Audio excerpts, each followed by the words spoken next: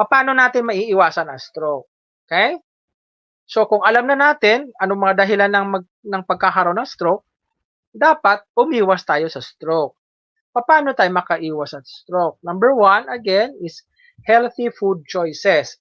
Tandaan, nasa pagkain ang sikreto. What you eat is what you are. Always remember that. Okay? Tama po yung sinasabi, no? What you eat is what you are. Kung anong kinakain mo, yun ka. So kung nagkakaroon ka ng sakit sa diabetes, dahil yan sa kinakain mo.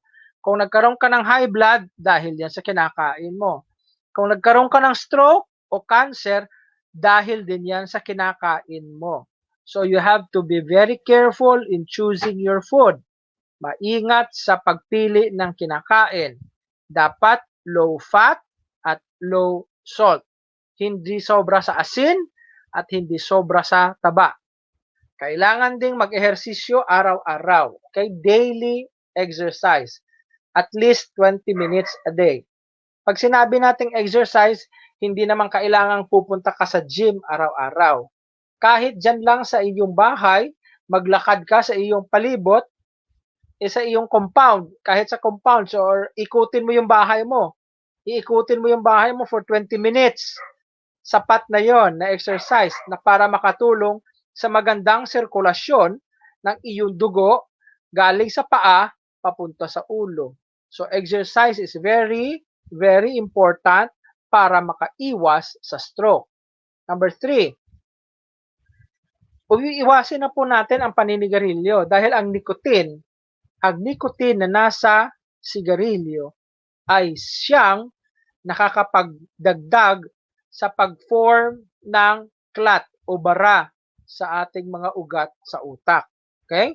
Ang nicotine na nakikita sa sigarilyo ay nakakadagdag sa clot formation o pagbara sa utak kaya nagkakaroon ng stroke. Sa alcohol naman, bakit kailangang umiwas sa alcohol?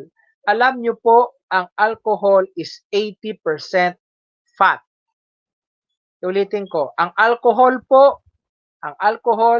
na methanol na nakikita natin na inihahalo sa iyong inumin, alcoholic beverage, that is 80% fat. Kung nakikita nyo yung mga lasinggero, mang-iinom ng beer o mang-iinom ng alak, tingnan nyo, ang lalaki ng tiyan. Bakit? Yung tiyan na yan, puro taba yan. Saan ang galing yung taba? Sa iniinom nilang alcohol. Okay? Beer o gin o rum, kung ano man. Okay? Kaya umiwas-iwas tayo sa pag-iinom ng alcoholic beverages. Now, pinakamahalaga, lalo na yun sa mga pumatong na sa edad na 40 years old. Kapag kayo ay pumatong na sa edad na 40, dapat taon-taon, once a year, kahit once a year, taon-taon, kayo ay magkaroon ng medical check-up para ma-check ang inyong cholesterol, ma-check ang inyong puso, ma-check ang inyong kidney, ma-check ang inyong atay, at ma-check ang inyong brain para malaman na walang problema sa inyong sistema. At kapag walang problem sa sistema, makakaiwas kayo sa stroke. Now, dahil DXN tayo, ang sunod nating tanong is, ano ba ang kailangan pagdating sa DXN? Ano ba yung mga kailangan namin, doktor, para kami din ay makaiwas sa stroke? So, ang ating pinaka-importante dito ngayon na gusto kong i-share sa inyo is ang pag-iwas. Okay?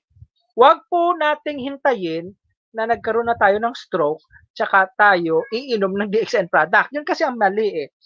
Nakakalungkot. I've been with DXN for 13 years. Okay? I'm happy. Tuwa ako na nasa DXN ako for the last 13 anyos. 13 taon na ako sa DXN. At napapansin ko at nakakalungkot. Ano po? Sa lumipas na 13 taon ko sa DXN, nakakalungkot kasi ang dami-daming user na ang akala nila gagamit lang sila ng DXN kapag may sakit na sila. No? Nakakalungkot 'yun eh. Gagamit lang ng DXN, magtatanong sila anong maganda sa ganito, anong maganda sa ganitan kasi may sakit na sila.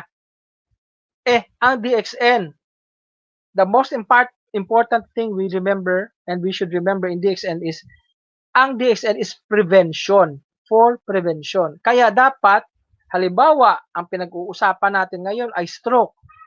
Ang iniisip dapat natin ay ang pag-iwas sa stroke. Okay?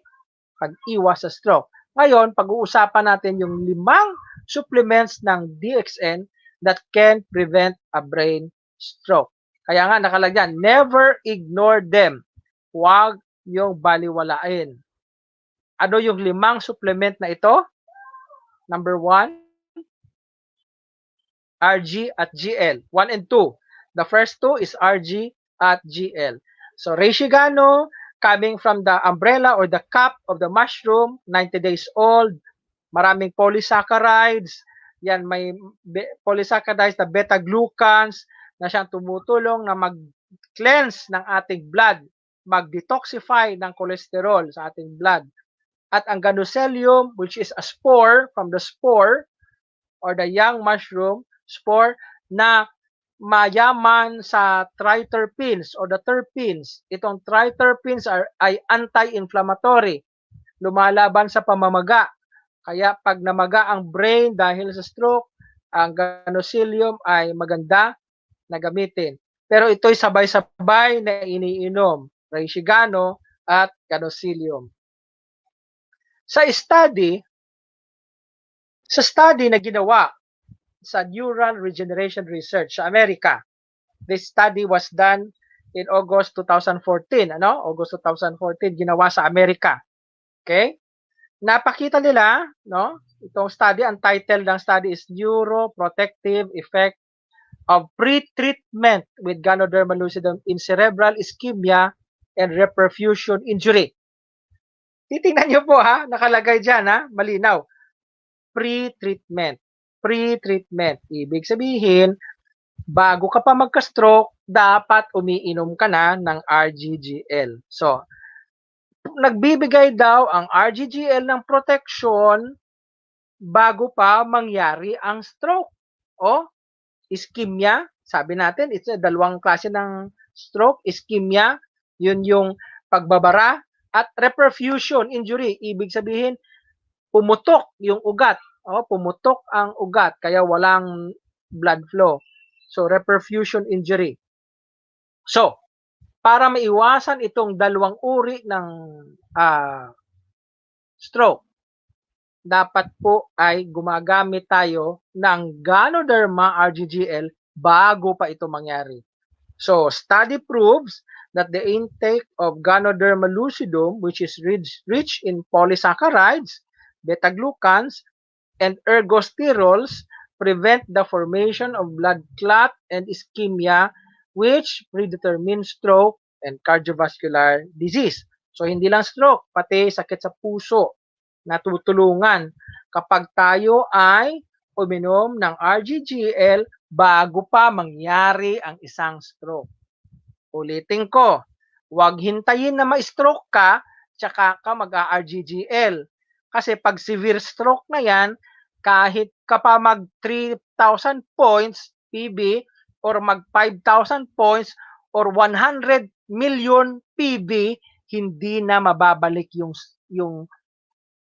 natural mo sa stroke. Mag 1 million PV ka ngayon na wala ka pang stroke. Huwag kang mag 1 million PV kapag na-stroke ka na. Kasi hindi ka na maliligtas niyan. Okay? Another study, oncology, this is from America also, done by another doctor, Barry Casilet. Okay? Na ginawa ito nung 2009 pa, July 2009, no? At sinasabi natin yung dito na ang reishi, beta-glucan polysaccharide, no? And compounds at triterpenes, no? Ay tumutulong na para mag-stimulate ng mga macrophages or white blood cells, no? Na para labanan ang cancer sa utak at pigilan ang pagkukumpol-kumpol ng dugo para hindi magkaroon ng clot formation sa brain. So, dito sa cancer of the brain, ang isang cause ng pagkakaroon ng stroke sa patient na may cancer sa utak ay dahil sa pagkukumpol-kumpol ng platelets. Nagkakaroon ng bara. Napapansin nila na ang RG, ang Reishi-Gano, sabi ni Dr. Barrett, ang Reishi-Gano na maraming beta-glucan o polysaccharides at triterpenes ay nagpo-produce o nagpapagana ng maraming white blood cells na siyang kumakain dun sa kung nagkukumpol-kumpol na platelet para matanggal ang pagbabara sa ugat at mabalik o ma-restore ang tamang blood flow sa utak. Okay? So, maganda ang RGGL para sa stroke. Ang pangalawang food supplement na maganda para sa stroke ay ang spirulina. Okay? Meron tayong tablet, merong capsule, meron ding cereal, merong powder. Lahat yan, pare-pareho, nakakatulong. So, sa study na ito, spirulina blocks the stroke damage. Okay? Pag nagkaroon ng stroke, ito naman, pag nagkaroon na ng stroke, hindi na iwasan, talagang nagka-stroke kasi pasaway. Okay? So, dahil nagpasaway, so, nagkaroon ng stroke. So, isang pag-aaral na ginawa sa University of South Florida sa USA, ni Dr. Paula Blickford. Okay? Si Dr. Paula Blickford at ang kanyang mga kasamahan nang gawa ng isang study noong 2005. Matagal-tagal na, no? 2005 pa. Nakita nila sa pag-aaral nila ito na ang pagbibigay daw ng spirulina sa mga pasyente na nagkaroon ng stroke ay nagresulta sa pag-decrease ng damage o pagliit ng damage ng stroke. No? 75% significant became smaller. No? Yung stroke, yung area ng stroke sa brain ay lumiit. Yung 75% na damage sa stroke sa loob ng 4 to 6 weeks ay lumiit, no? Lumiit yung area ng damage ng stroke sa loob ng 4 to 6 weeks sa pasyente yung binigyan ng spirulina matapos ang isang stroke. Kaya kailangan, bakit ano bang nasa spirulina? Spirulina kasi maraming amino acids. Ang amino acids ay building blocks of our body. Okay? So yan yung pampalit doon sa nasira.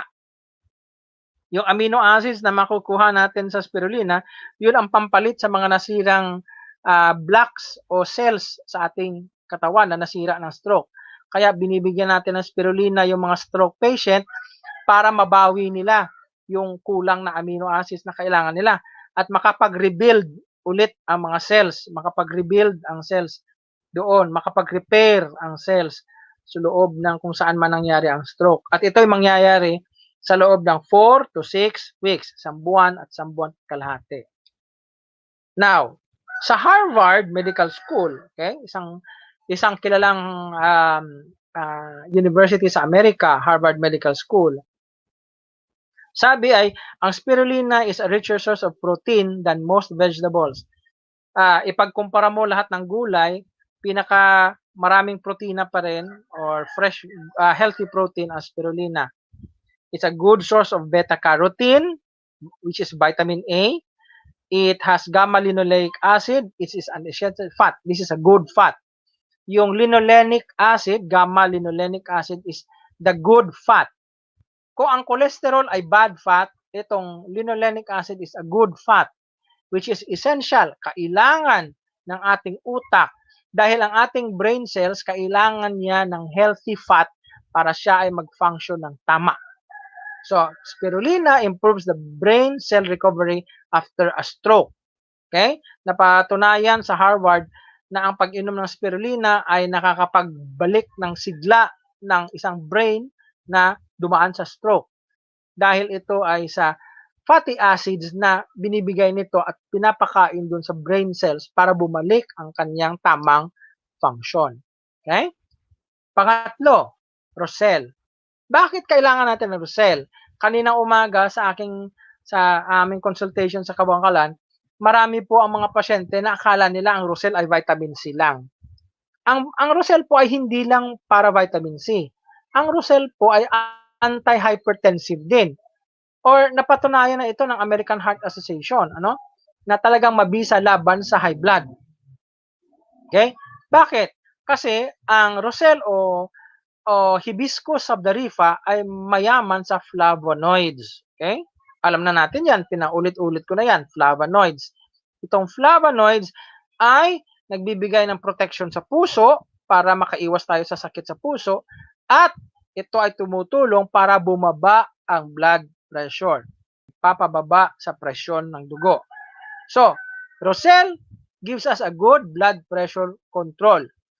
Pag nagkaroon tayo ng good blood pressure control or normal blood pressure, syempre, nakakaiwas tayo sa pagputok ng ating ugat sa ulo.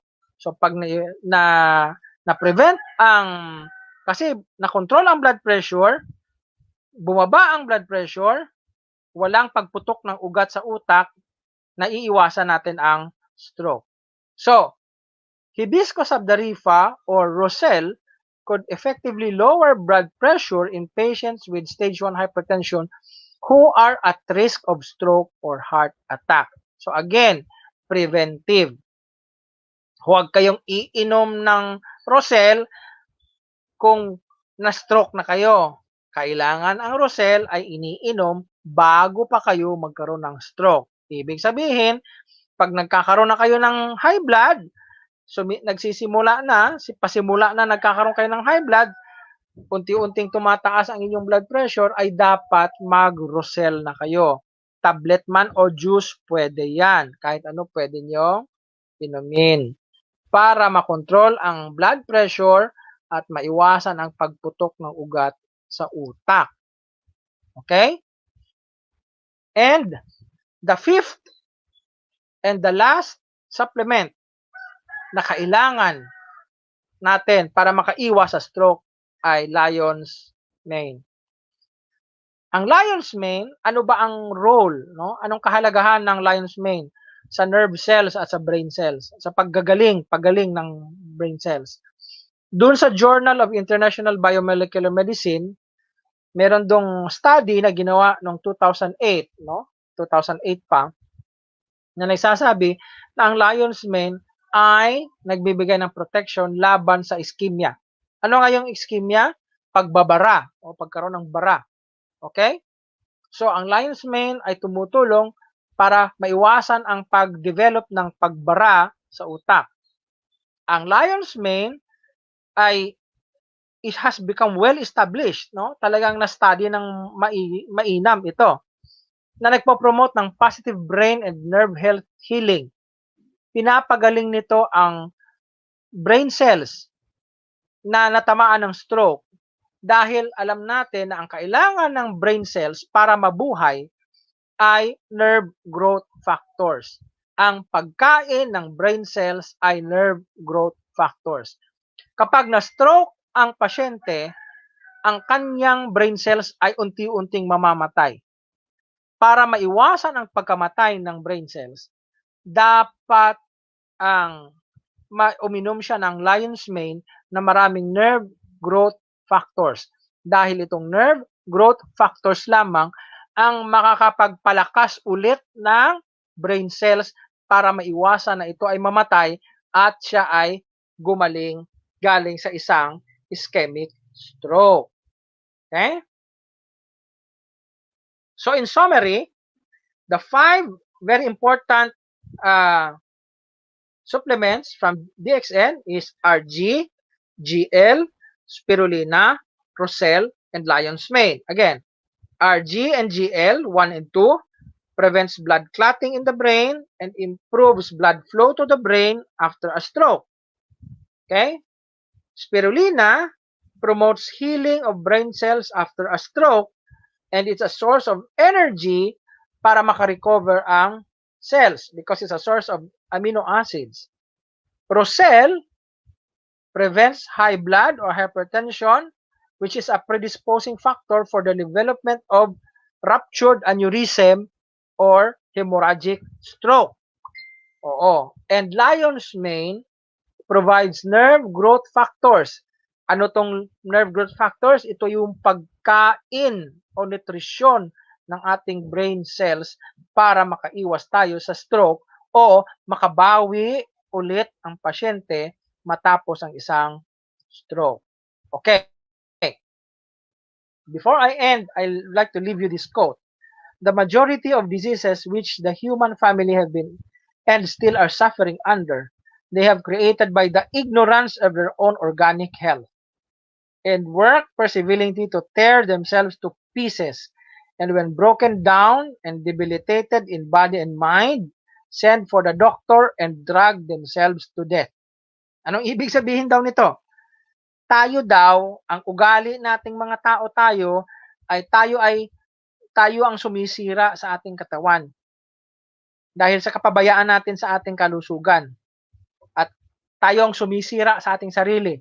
At kapag tayo ay nasira at nalugmok sa sakit, tayo ay tumatawag ng doktor na nagbibigay ng gamot o droga na siyang nagpapapatay, na nagdadala ng kamatayan sa atin. Kaya, prevention is better than cure. Before you have a stroke, try to use these 5 essential supplements to prevent stroke so that you will stay healthy and your brain will function well. So, stop stroke. How do you stop stroke? Take DXN RGGL, Roselle, Lion's Mane, and Spirulina. And with this, I say thank you.